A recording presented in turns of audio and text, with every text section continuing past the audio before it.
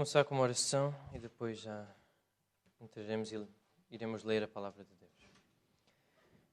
Querido Deus, muito obrigado por estares connosco mais um dia, por nos dares a graça que é estarmos vivos, a misericórdia de podermos abrir a Tua palavra e lê-la, aplicá-la nas nossas vidas.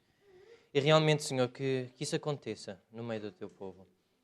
Que Tu uses a palavra que iremos ler e as palavras também sairão da minha boca para encorajar o Teu povo, edificá-lo, para encorajar as nossas vidas, Senhor.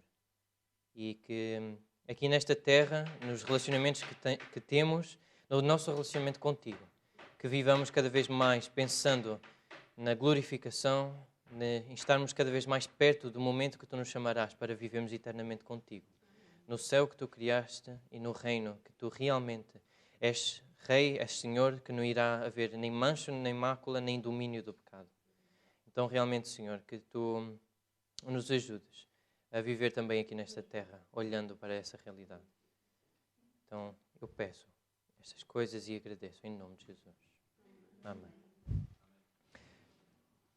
A passagem que iremos ler hoje é Romanos 6, do versículo 1 até ao 14. Se os irmãos quiserem abrir, vamos ler juntos. Então, Romanos 6, versículo 1 até ao 14.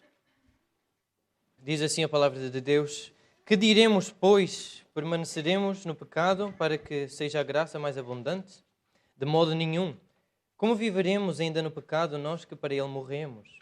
Ou, porventura, ignorais que todos nós que fomos batizados em Cristo Jesus, fomos batizados na sua morte? Fomos, pois, sepultados com ele na morte pelo batismo, para que, como Cristo foi ressuscitado dentre os mortos pela glória do Pai, assim também andemos nós em novidade de vida. Porque, se fomos unidos com ele na semelhança da sua morte, certamente o seremos também na semelhança da sua ressurreição. Sabendo isto, que foi crucificado com ele o nosso velho homem, para que o corpo do pecado seja destruído, e não sirvamos o pecado como escravos, porquanto quem morreu está justificado do pecado. Ora, se já morremos com Cristo, cremos que também com ele viveremos, sabendo de que, havendo Cristo ressuscitado dentre os mortos, já não morre. A morte já não tem domínio sobre ele. Pois, quanto a ter morrido, de uma vez para sempre morreu para o pecado. Mas quanto a viver, vive para Deus. Assim também vós considerai-vos mortos para o pecado, mas vivos para Deus em Cristo Jesus. Não reina, portanto, o pecado em vosso corpo mortal, de maneira que obedeçais às suas paixões. Nem ofereçais cada um os membros do seu corpo ao pecado, como instrumentos de iniquidade. Mas oferecei-vos a Deus, como ressurretos dentre os mortos, e os vossos membros a Deus, como instrumentos de justiça. Porque o pecado não terá domínio sobre vós, pois não estáis debaixo da lei, e sim da graça. Esta carta de Romanos, ela foi escrita por Paulo e também é chamada o Evangelho segundo Paulo. Esta introdução eu também já tinha feito quando preguei da última vez sobre Romanos capítulo 13. E realmente é mostrar a revelação de Deus, a sua palavra. Ela quer encorajar o crente e expor, mostrar ao crente o poder de Deus para a salvação daquele que crê e explicar, mostrar que realmente é a revelação de Deus, é a sua palavra. E é um livro de doutrina, é um principal livro de doutrina no cânon, na Bíblia. Ele está estruturado em algumas partes, começando no capítulo 1 até o 3, fala da perdição do ser humano, em que seja judeu, seja grego, todos, ou judeu ou romano, todos estão perdidos aos olhos de Deus. E depois fala, a partir da metade do capítulo 3, de justificação pela fé em Cristo. Então, como nós somos justificados. E a partir do capítulo 6 até ao 8, fala de como viver a vida cristã. Esta parte prática da vida diante da justificação. O capítulo 6 fala de como nós somos libertos do domínio do pecado. Depois o capítulo 7 fala de libertos do domínio da lei. E o capítulo 8 fala de como a graça nos foi dada de Deus para novidade de vida. E o contexto imediato desta passagem, do capítulo 6, de 1 a 14, é, se olharmos para o versículo 20 do capítulo 5, nós entendemos o porquê da lei. Para que é que a lei existe? Porquê é que Deus deu lei? E no final do capítulo 5 aparece esta expressão, superabundou a graça. E muitos que leem esta expressão podem ficar com a ideia de que, então, se superabunda a graça, é melhor pecar mais para ter mais graça. E é diante desta ideia que Paulo apresenta no final do capítulo 5, que ele começa o capítulo 6 com uma pergunta retórica, que diremos, pois, permaneceremos no pecado para que seja a graça mais abundante? Então é pegar nesta ideia, fazer uma pergunta retórica para logo a seguir a negar, e negar veementemente. Porque ele diz, de modo nenhum. No grego, isto é uma negação dupla, é dizer não, não, não é isso. E eu achei muito interessante, porque na minha versão, essa parte tem um ponto de exclamação à frente. E na Bíblia é raro vermos pontos de exclamação. Porque um bom escritor não precisa de ter pontos de exclamação quando quer chamar a atenção. Mas realmente na Bíblia isso acontece. E isto, por ter um ponto de exclamação, mostra que é importante. Paulo queria que nós parássemos aqui e víssemos.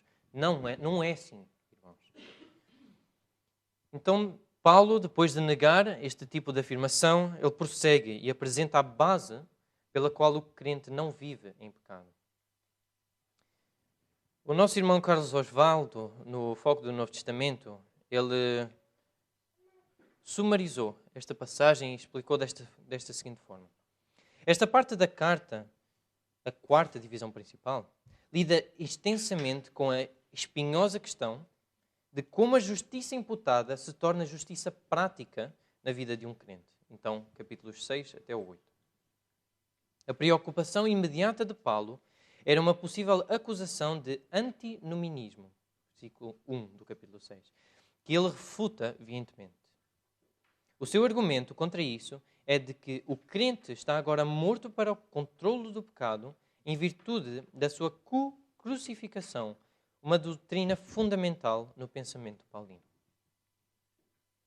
E é isto que Paulo usa para refutar este tipo de pensamento. É saber que nós somos servos, nós fomos servos do pecado, isso é o velho homem.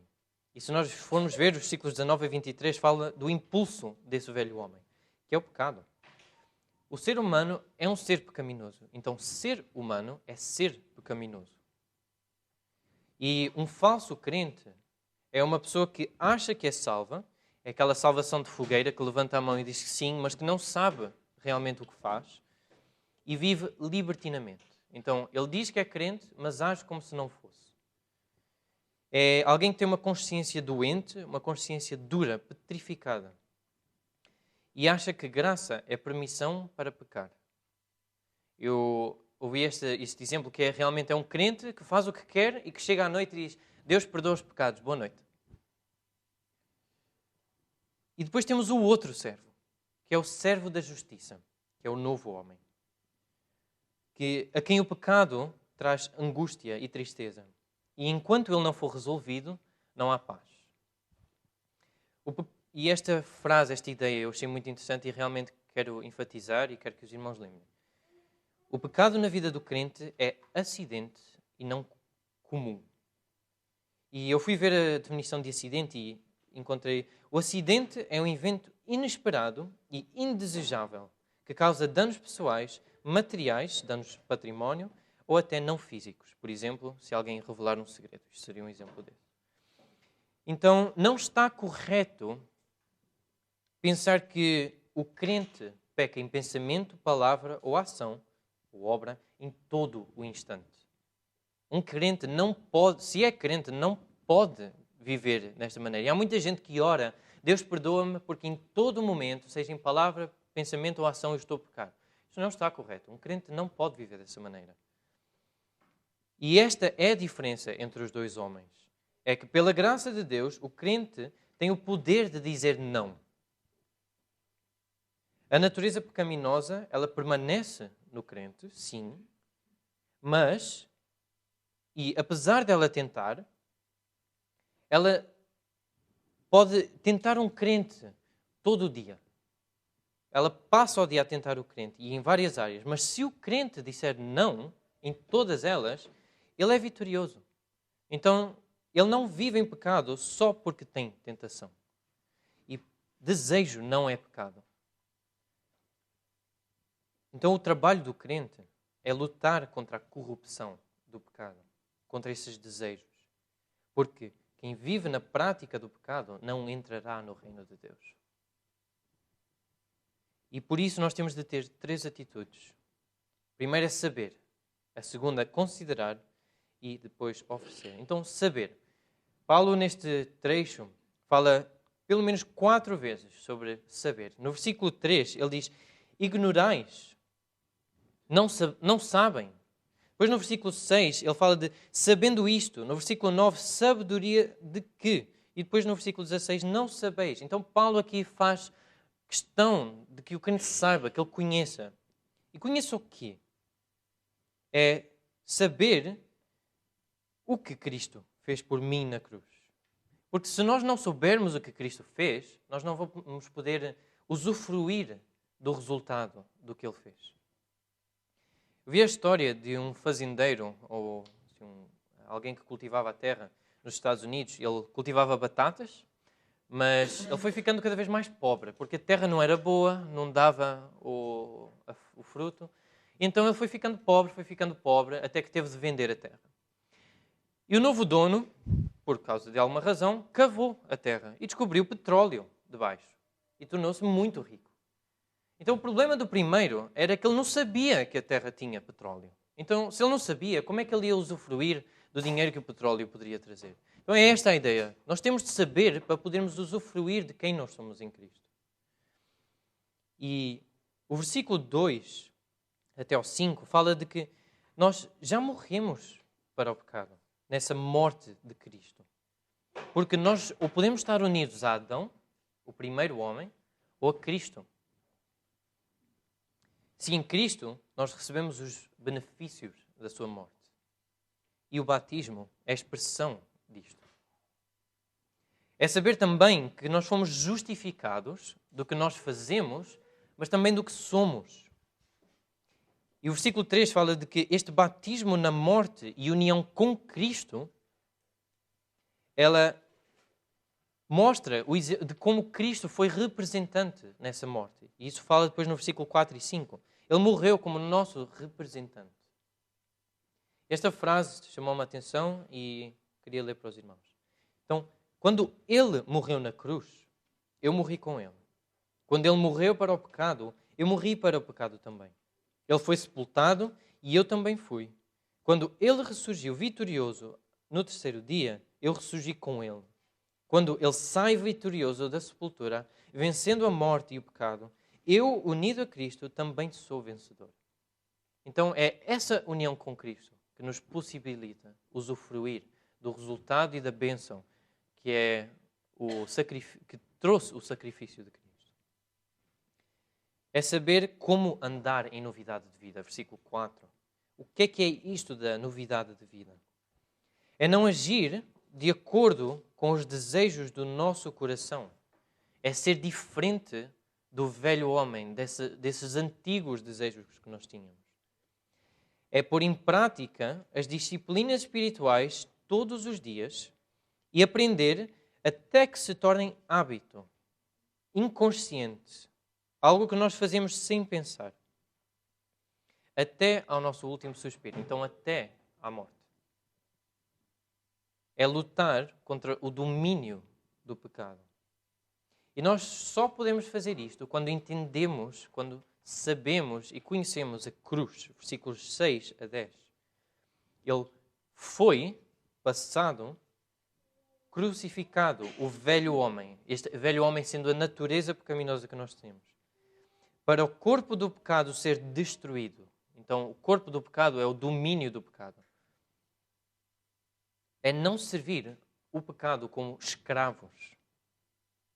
O versículo 6 traz a ideia exatamente desta. É dizer ao pecado, tu não mandas em mim.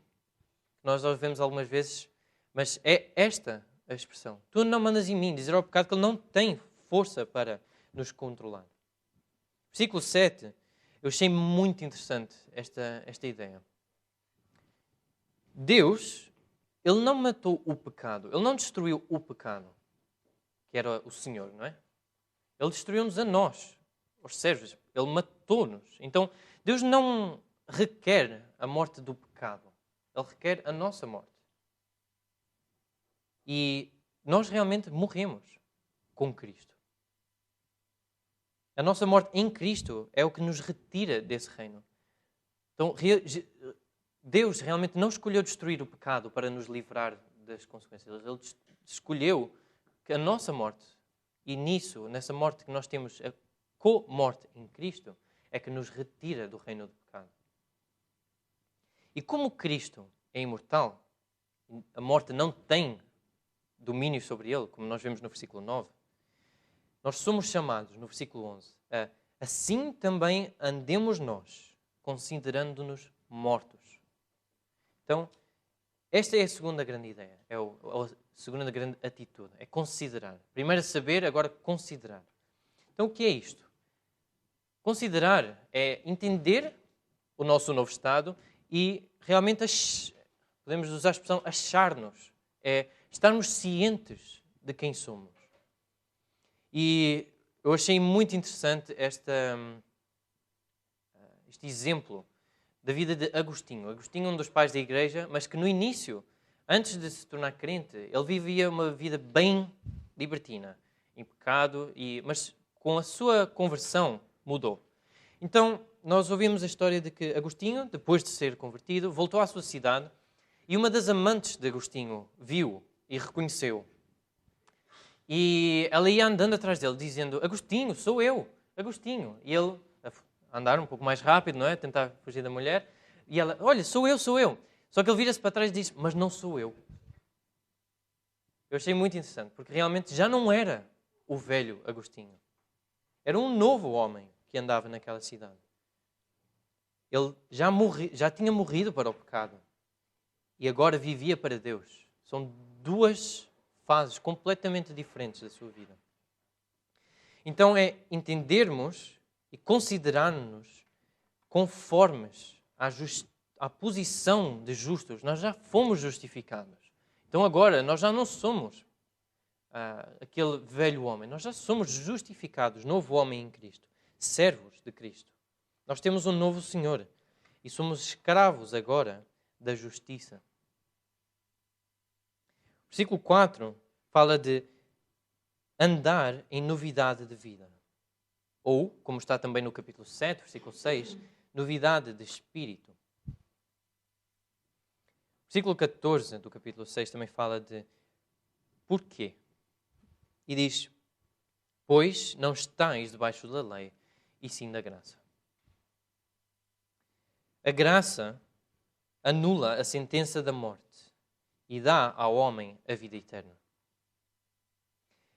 E isto não é a duração da vida. Não é vida eterna no sentido que é para sempre, mas é a qualidade da vida que o homem recebe a partir daí. Em João, capítulo 17, versículo 3, traz a ideia de que conhecer a Deus. Nós podemos conhecer a Deus. E Cristo, o enviado dele, é ter deleite em Deus. E há muita gente que não entende o que é o céu. Que acha que o céu vai ser falta de dor, falta de sofrimento. Mas o céu é um espaço para nós conhecermos a Deus e termos deleite nele. É para isso que serve o céu. Não é para nós não termos dor e sofrimento. É para nós nos deleitarmos em conhecer a Deus. E esta frase diz: o pecado é a noite sem nunca experimentar o dia, a vida eterna o dia sem nunca experimentar a noite. E nós somos chamados a andar em luz, a andar no dia, a fazer as coisas do dia. E por isso é que temos a terceira atitude, que é oferecer. Versículo 13. E esta ideia é quase palavra por palavra, repetida no versículo 19, na próxima secção, que diz: assim como ofereceste os vossos membros para a escravidão da impureza e da maldade para a maldade, assim oferecei agora os vossos membros para servirem à justiça, para a santificação.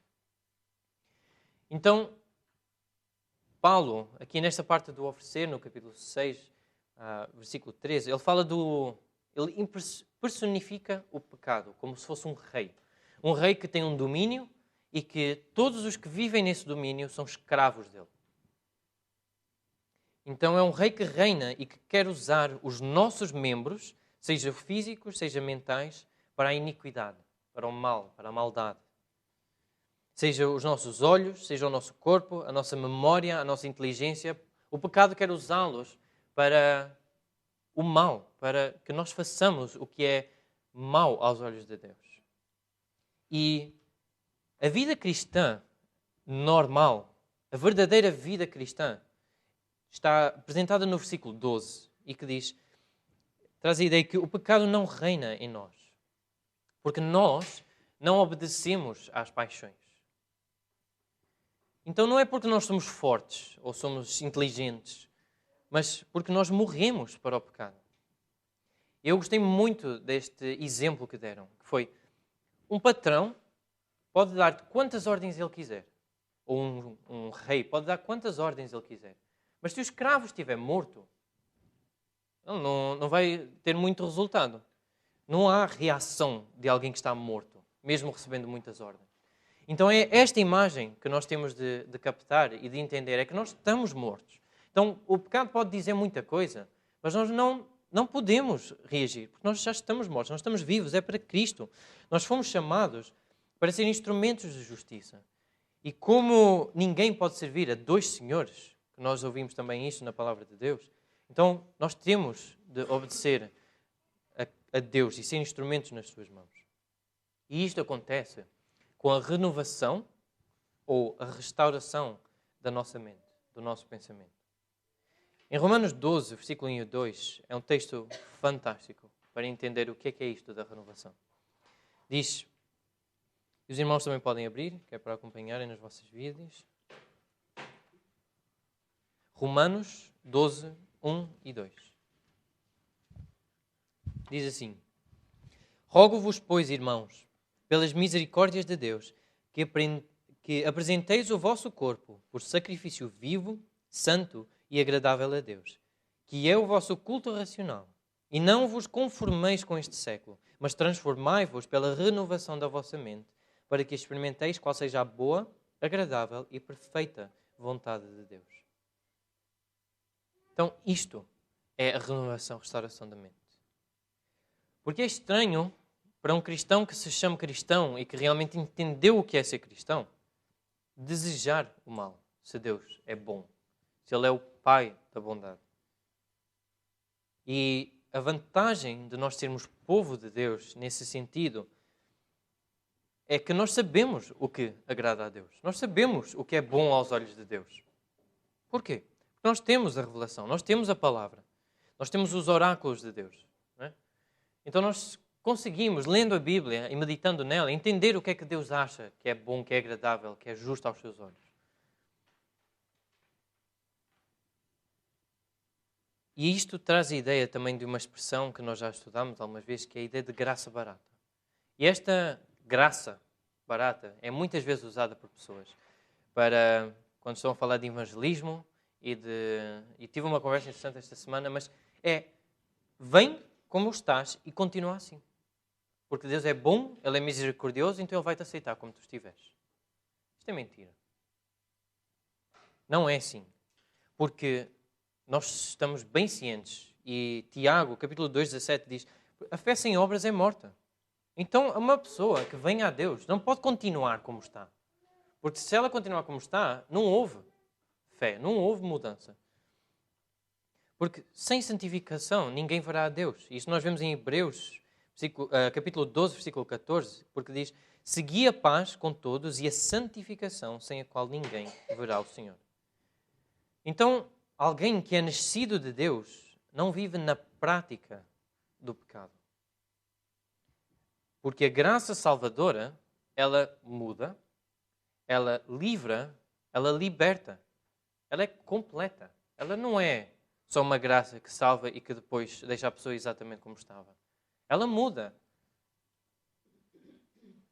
Então, como pode alguém dizer que é crente, que é salvo, se vive em cobiça, em corrupção, com uma língua mentirosa, uma mente imoral? se a pessoa ainda não entendeu o que realmente é ser cristão. Romanos 13, de 11 a 14, que foi o texto que preguei da última vez, chama-nos a despertar. Despertar do sono, a viver longe da prática do pecado. E chama-nos a atenção da glorificação, que ela está a chegar. E que cada vez chegar mais perto desse alvo, que é sermos justos e sermos santos aos olhos de Deus. Porque justos nós já somos. Mas é santos aos olhos do Senhor. É deixar as coisas da vergonha que fazemos no escuro, essas orgias e bebedices que vemos no capítulo 13, e a viver para Deus. Dar o nosso tempo a agradá-lo. Então, o que é que agrada ao Senhor? Como é que nós vivemos agradando? Eu vou pedir aos irmãos que abram em Efésios 4, a partir do versículo 25. Nós vamos ler juntos este texto, porque isto podemos dizer que é um resumo de como um crente pode viver agradando o Senhor. Efésios 4, a partir do versículo 25. Efésios 4, 25. E diz assim: Por isso, deixando a mentira, fale cada um a verdade com o seu próximo, porque somos membros uns dos outros. Irai-vos e não pequeis. Não se ponha o sol sobre a vossa ira, nem deis lugar ao diabo. Aquele que furtava, não furte mais. Antes, trabalhe, fazendo com as próprias mãos o que é bom, para que tenha com que acudir ao necessitado. Não saia da vossa boca nenhuma palavra torpe, e sim unicamente a que for boa para edificação, conforme a necessidade, e assim transmita graça aos que ouvem. E não entristeçais o Espírito de Deus, no qual fostes selados para o dia da redenção. Longe de vós toda amargura, e cólera, e ira, e gritaria, e blasfémias, e bem assim toda a malícia. Antes, sede uns para com os outros benignos, compassivos, perdoando-vos uns aos outros, como também Deus, em Cristo, vos perdoou. Então, isto é o novo espírito do novo homem. Novo espírito, andar em novidade de espírito, vimos no capítulo 7, versículo 6, e o novo homem, capítulo 6. Isto é como se vive nesse novo espírito e nesse novo homem. E o meu pai já fez uma pregação sobre este texto e ele fez uma aplicação que eu achei muito interessante. E contou a história do batismo do Joãozinho. Eu não sei quantos de vocês ainda se lembram dessa história. Mas o Joãozinho estava a ser batizado, então desceu para o batistério. O pastor batizou, mergulhou a sua cabeça, levantou e perguntou: Tu viste Jesus? Ele disse que não vi. Então o pastor franziu a sobrancelha, baixou outra vez, levantou. E agora, viste Jesus? Não. E ele baixou mais uma vez e levantou. E agora, não viste Jesus? Não, tenho certeza que ele caiu aqui dentro. Então, a pergunta certa, quando alguém está a ser batizado, e o batismo sendo esta expressão da fé, não é se viu Jesus, mas se vê Jesus nessa pessoa. Eu gostei muito desta aplicação. Porque se alguém vê Jesus em nós, ele vê um crescimento do conhecimento de quem ele é, mas também vê um viver em obediência, em paciência, em mansidão, em humildade, em sacrifício, em usar bem o tempo e o corpo, em seguir o exemplo de Cristo. E o resultado de uma vida nestes termos é alegria e força imitando a Cristo, imitando a Jesus. E esta vida realmente é possível. Ela não é imediata e requer muito esforço e é difícil nós às vezes considerarmos o esforço humano nestes pontos e se é Deus que capacita, mas eu realmente acredito que são as duas coisas. É Deus que nos capacita a viver desta forma, mas nós também precisamos de ter uma atitude de mudança para vivermos da maneira que Deus quer que nós vivamos aqui na Terra. Então, é possível viver assim. Não é imediato, não é alguma coisa que acontece de um dia para o outro, mas é resultado de disciplina diária. É viver em novidade de vida, porque Cristo morreu por mim e eu morri com Ele. Então é saber, é estudar, é meditar, é gastar tempo com Deus. E isso requer organização dos nossos horários, requer organização da maneira como nós lidamos com o dia a dia para podermos ter tempo para fazer isto. É considerar, é desenvolver a fé como um músculo. É estar ciente de que agora eu sou assim como Deus diz que eu sou. Eu já não sou o velho homem, eu sou um novo homem. Então é estar ciente de quem eu sou e viver de acordo com esse saber. E oferecer. É dizer, Deus, eis-me aqui, usa-me. É a ideia do serviço cristão, de estarmos prontos para servir os outros, para amar o próximo. E se nós vivemos assim, nós viveremos uma vida de vitória. Uma vitória contra o domínio do pecado. Se não, alguém que vive só indo ao domingo, que não lê a Bíblia, ou que vê frases nas redes sociais e acha, isso foi suficiente para a minha leitura diária. Fica muito encorajado por uma frase que eu vi nas redes sociais. Deus falou comigo e já está bom, não preciso mais. Não é assim que um cristão vive a vida com Deus. Porque assim ele não progride espiritualmente. Porque a palavra de Deus, quando nós a ouvimos e quando a lemos, ela tem de incomodar. Ela tem de nos atrapalhar. Porque nós, enquanto vivemos aqui, os nossos desejos são sempre para o pecado. Então, lendo a palavra de Deus, que nos chama à santidade e que nos chama ao arrependimento, à mudança, tem de sempre de afetar alguma coisa na maneira como nós vivemos. Porque a escravidão mais dolorosa, mais importante nesse sentido, não é da doença, da pobreza ou qualquer outra coisa aqui da terra, mas a do pecado. Essa é a escravidão que nos tem de atrapalhar e de incomodar mais. E realmente temos de ter uma atitude de mudança. Porque nós vamos lidar com frustrações, com ansiedades, com angústias, aflições, mas nós temos de lidar com elas como Jesus lidou. Ele foi um homem calmo, sábio, que soube lidar com estas situações de uma maneira que agradou a Deus e que deixou exemplo para nós fazermos. É amar e servir os outros. E é oferecer o nosso corpo, a nossa mente e a nossa vida ao Senhor. Então, eu quero orar para pedir que Deus realmente nos ajude a viver desta maneira. E louvá-lo pela graça dele e a capacitação dele na nossa vida para podermos fazer. Então vamos orar. Querido Deus, eu quero começar louvando pela tua misericórdia, pela tua justiça. Justiça que vê pecado, que pune, que não fecha os olhos, Senhor, à iniquidade. Senhor, eu quero agradecer pela tua graça, pela tua bondade, pela tua paciência tão grande para conosco. Que muitas vezes, Senhor, erramos, que fazemos aquilo que não é bom aos teus olhos, mas mesmo assim tu não nos destruíste e tu deste-nos o caminho para estarmos juntos de ti na eternidade. Senhor, eu quero orar por aqueles que lutam contra a cobiça, lembrando que tu deste o teu Filho amado, aquele Filho que tu mais amavas para morrer por nós na cruz, Senhor. Aqueles que lutam contra a mentira, porque tu és a verdade e as tuas promessas serão cumpridas. Todas elas. Aqueles que lutam contra a preguiça, porque Cristo veio para servir e trabalhar para o teu reino aqui na terra. Lutam contra a gula, Senhor, porque o nosso corpo é templo do teu Espírito. Lutam contra a imoralidade sexual, pornografia, porque tu és santo e tu chamas-nos para sermos santos também. Aqueles que lutam contra o orgulho, pois nós somos panos sujos diante da tua santidade, Senhor.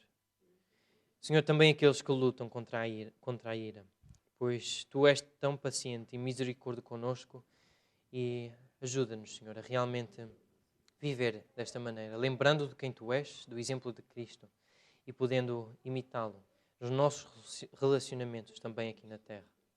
Senhor, dá-nos fé para lembrarmos que nós somos mortos para o pecado e que somos vivos e para te servir, a ti, à tua justiça.